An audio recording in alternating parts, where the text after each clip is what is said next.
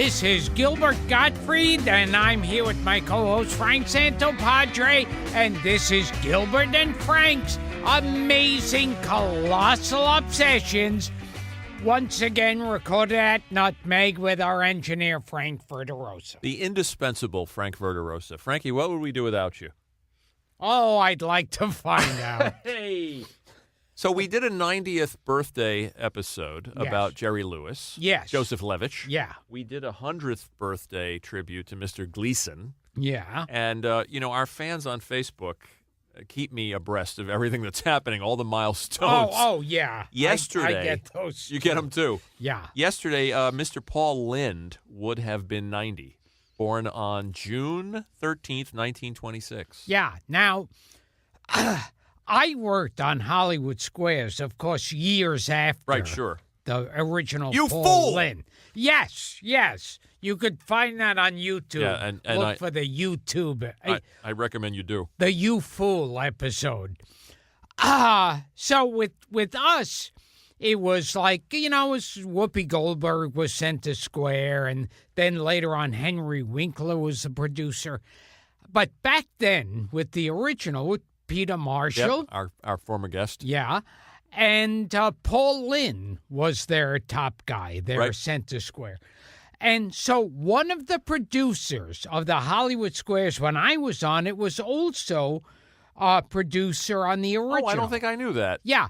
And he came up, he told me that Paul Lynde, he said, like, when it would be lunchtime, like everybody would be like, having lunch and joking and being real friendly and funny. Paul Lynde was this bitter, drunken old queen, and he'd get bombed out of his skull, and he was extraordinarily anti-Semitic. Yes, it's actually in the book, Center Square, the story of Paul Lynde. Yeah, and he'd be there. The others would be friendly and everything, and Paul Lynde would be totally bitter with a glass of whatever he drank, going, "Oh, those fucking Jews. Hey, they're the reason I don't have a career. Those no good fucking Jews. Oh, will someone stop the Jews, please?" He actually told you this in so many words. Yeah, he was incredibly. Well, he was a great talent, and he had some personal issues. Yes. It's kind of like saying, well, Hitler was a funny guy besides all when you do that voice, I think, of course, the character in not Family Guy, but is it American Dad? Oh, that's a Paul Lynde imitation. Also, the villain that turned up on The Simpsons, the Scoutmaster. Are you familiar with this episode? Oh yes. Yeah. I guess it's a Zari or a Castellaneta or somebody doing just a dead-on Paul Lynde. I mean, he died young. He was 55. He by all accounts, he had an unhappy life. And I heard that the way he died, he had some boy. Well, that's a rumor. Yeah. That's unsubstantiated. When did that ever stop us? I direct your attention to this book. When did we ever need proof? He was discovered by a friend. Apparently he had a heart attack and died in bed. But the stories of there being a rent boy in the apartment or in the home are unfounded. Unproven. Well, the story I heard. You can put it out there was anyway. that Paul Lynde had a rented boy. Is this a Paul Lynde tribute episode? Yes. Paul Lynde had a rented boy, and Paul Lynde could have been saved, according to legend. He could have been saved, but this rented boy was there illegally, of course, and he panicked and made a run for it. Where did you hear this story? I've heard it a few times. Go ahead. He could have called, and had they called the ambulance, they could have revived him. But instead, he panicked and ran out. Well, we should call these two gentlemen. Joe Florensky and Steve Wilson wrote a book about 10 years ago called Center Square. Yes. Appropriately enough. And I read an interview conducted by my friend Mike Sachs. Oh, I have that book. Do you have the book? I have. Well, why don't you read the book? Yeah, because they say the rent boy story is bullshit. I was looking all over for that book. Yeah. And finally I found it and bought it. Yeah. Yeah, take a look when you're on your next plane ride, your next Yes. long plane ride. Yeah. Because they expel some of the not expel, dispel. They may expel too. Well, they dispel some with of the Paul myths. Lynde, I would say they expelled. Now here's some trivia. Okay. Did you know about any of these shows? First of all, I did did know not this. know that. He co-starred in the short-lived 1956 sitcom Stanley, opposite Buddy Hackett and Carol Burnett. Wow. Did you know that? Did you know this? I loved, and I found this is just Wikipedia stuff. He starred in 4 unsuccessful pilots in the 60s, and I had never heard of any of these. And I thought I knew a lot about Paul Lynde. One was called Howie in 1962. Oh. And he was a married guy. Of course. Which the authors of this book always said was part of the problem with his television career, with him getting a series. It was hard. He was not out. They were constantly casting Yes. him with a wife and kids. Correct. And in this show, Howie, created by Sidney Sheldon, who created I Dream of Jeannie, it was CBS, 1962. He had a son-in-law played by Will Hutchins. Remember Will Hutchins? Oh, Sugarfoot? yes. 62 CBS, it failed. Then he did a show called Two's Company on 1965 on ABC with Marlo Thomas. Okay. That already sounds creepy. Yes. Now here's one that I was telling you about before we turned the mics on. Sedgwick Hawk Styles, Prince of Danger. This is in 1966. If any of our listeners have heard of this, I'll be impressed. He played a 19th century Victorian detective. And how that failed. Oh, that was the only one of the 4 that got a pickup. Holy shit. Yeah, but they pulled the plug at the last minute. William Asher was behind it. You know why it failed? Why? Those no good Jews. They're the reason my TV career didn't work. It's because of the Jews. Apparently. This is the strangest tribute. The most libelous, not libelous, this is the most slanderous tribute episode ever. He played a 19th century English Victorian detective. And the premise, I guess the catchphrase was, if you can't get Sherlock Holmes, you get me. And he solved crimes. And it was a comedy. And then he did a show If you can't get Sherlock Holmes, you get me in the ass. And then I'm going to hunt down those Jews. that out now. And then in 67, he did a show for ABC called Manly and the Mob. Oh, and again, he was a slow-witted detective. So none of these shows flew. And there you go. They could mob me in the ass. He did do the Paul Lynde Show. Yes. Do you remember the Paul Lynde Show? Oh, my Which started God. life as Temperatures Rising. I remember there was that Paul Lynde Halloween special. Well, yeah. In fact, we've had that's become something of a favorite special Yes. among our podcast fans. Oh, In fact, yeah. I've received numerous requests to do a whole episode Yeah, based on the Margaret Halloween special. Hamilton Yeah, we'll was do in that it. at Halloween. Oh, that was so frightening. Tim Conway, Betty White, Donnie and Marie. I think Florence Henderson Oh, you may have. turns yeah. up. Billy Hayes, who was Oh. Richie Pooh on HR Puff and Oh, Stuff. jeez. And Roz Kelly, oh, Pinky Tuscadero. Yeah, who Henry Winkler hated. There you go. I think Henry Winkler called her a fucking cunt. Yeah. Did he? He did. Oh, yeah. I find that hard to swallow. Now, here's the funny thing about this Wikipedia listing. I'm going through this Wikipedia. I was talking to Henry Winkler, and he said, "Oh, Ross Kelly was a fucking cunt." I don't believe that for a second. Henry's a gentleman. Now, let me tell you about Alice Ghostly. Oh, yes. Alice Ghostly, who was like a female Paul Lynde. Yes, that was the weirdest thing. And people thought that she was borrowing from Paul Lynde. And according to Kay Ballard, who knew them both, he was borrowing from Alice Ghostly. Oh, my God. Which I don't know if that's true, but it's good trivia. Now, this is the fun of I this. think I've heard that. Yeah. I'm going that through. she actually, We should get pardon the expression, came first.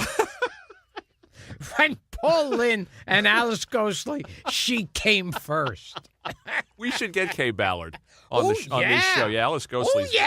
Oh, yeah. Alice Ghostly's gone. I think Timmy Rogers. That's right. Used to. Oh, yeah. You mentioned it on the show. All right, so I'm going through the Paul Lynde Wikipedia listing, and they've got Hollywood Squares and his death and his legacy, and then I get to the back. I get to the last page after it says personal life, and I'm on the. I got to get to this. Hang on, I'm turning the pages, and I'm on the last page, and it says Dick Van Dyke in a 2013 radio interview. Dick Van Dyke recalled the rap party for Bye Bye Birdie. We've told that story. Oh, yeah. Where he got up and said, "I'm the only one here that doesn't want to fuck Ann Margaret." Oh, yeah. And as I'm reading, it says, this is Wikipedia, on at least 3 episodes of Gilbert Gottfried's Amazing Colossal Podcast. This is in Wikipedia, folks. Somebody entered this. Host Gilbert Gottfried has recounted a possibly apocryphal anecdote of Lynde arriving at a rundown comedy club. See, the story's changing. Oh, it's not yeah. the Gold Digger's dressing room anymore. And being so appalled by its condition that he quipped, "This place smells like a cunt, I think." Yeah. But Peter it's Marshall like corrected he him. went into I think it was the Gold Digger. The story, the dressing room. Yeah, the dressing room Yeah. of the Gold Diggers, Yeah. these sexy girl dancers on the Dean Martin show or whatever. And Paul Lynde went, "This place smells like a cunt, I think." If only you had told that story before on this show. And turns out Billy West. One day I'm going to tell the Caesar Romero. You should. And a Danny Kaye and Laurence Olivier. You think Caesar and Paul Lynde knew one another? Oh. You think there was anything to that? By the way, that was Billy West doing the voice of the Scoutmaster on The Simpsons. Okay. That was Billy West doing doing Paul Lynde. I found these are some old answers from the Hollywood Squares. Let him rip. Peter Marshall says, "If the right part comes along, George C. Scott will do a nude scene." You mean he doesn't have the right part? And Peter Marshall goes, "What is a pullet?" And Paul Lynde goes, "A little show of affection." That's a good one. And he said, "It is most abused and It is the most abused and neglected part of your body. What is it?" "Mine may be abused, but it's not neglected." That's funny. I remember those. Yeah. Now, here's a little trivia for you. What was his last film? All in 1979. Oh. He appeared opposite Ann Margaret again, his former Bye Bye Birdie co-star. And you know this movie with Arnold Schwarzenegger and Kirk Douglas. Oh, my. It's a Western parody called The Villain. Oh, yes. Yes, you remember this movie? Yes. And he played Nervous Elk, who was an Indian chief. And then he died shortly thereafter. So, a great talent and a great comedian, but an unhappy guy. He was a great anti-Semite. and if only that hired boy had called 911 when he should have, Paul Lynde would be alive today. It isn't true. Do you know that he only made 11 appearances as Uncle Arthur on Bewitched? Wow. And I thought it was more. Yeah. Because he was such an indelible character on that show. So that's our half-ass tribute to the great Paul Lynde. And I recommend that book that Gilbert has in his house and hasn't read, Center Square. By Joe Florensky and Steve Wilson. And why don't you take us out with a little bit of the great Paul Lynde? Kids, I don't know what's wrong with these kids today. Kids who can understand anything they say. Kids, they're so disobedient, disrespectful hoats. Noisy, crazy, sloppy, lazy loafers. And while we're on the subject, kids, you can talk and talk till your face is blue. Kids, kids, but they'd still do just what they want to do. Why can't they be like we were, perfect in every way? What is wrong with these kids today? I don't know why no one bought him as a family man. By the way, if we have Billy back, Billy West, we're going to do a dueling Paul Lynde's. Hey, with the two of you. While we're on the subject, Yeah. according to the Inquirer, Oh, no. Yeah. the reason we haven't seen Richard Simmons for all these years. Oh, a sex change. Yes. Yes, he's Yes. transitioning. Yeah, like he's calling himself Gwendolyn or something. Gwendolyn. And Gwendolyn. Not Hortense? Gwendolyn? Hortense would be Gwendolyn, huh? Petunia, I think he's calling himself. Sade. Oh, Lord. So if Richard Simmons, if you're out there, call the podcast. By the way, Paul Lynde went to Northwestern University with one of our previous podcast guests, although we haven't put this episode up yet, Charlotte Ray. Oh. So there. And Cloris Leachman and Patricia Neal. They all went to college together. See, but More good trivia. Charlotte Ray is Jewish, so Paul Lynde dropped out of school. Is she Jewish? Yes. Oh, I didn't know that. Yes. Yeah. And yet they were friends for life. Yeah. So it calls into question your accusations of anti-Semitism. I'm trying to defend the guy. It's a 90th birthday tribute. And I heard Yeah. that Paul Lynde would be, he'd be very anti-Semitic around the French Jew from Hogan's Heroes. Robert Clary? Yeah, no, Pierre Goldberg.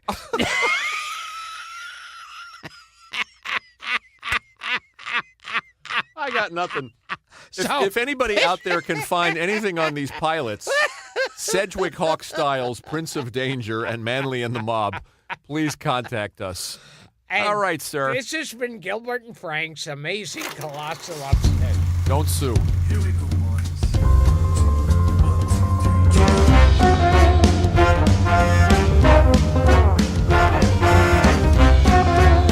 Gilbert and Frank's Colossal Obsessions.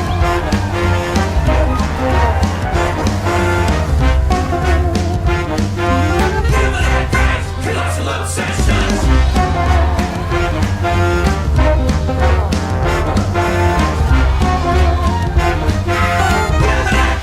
Colossal Obsessions.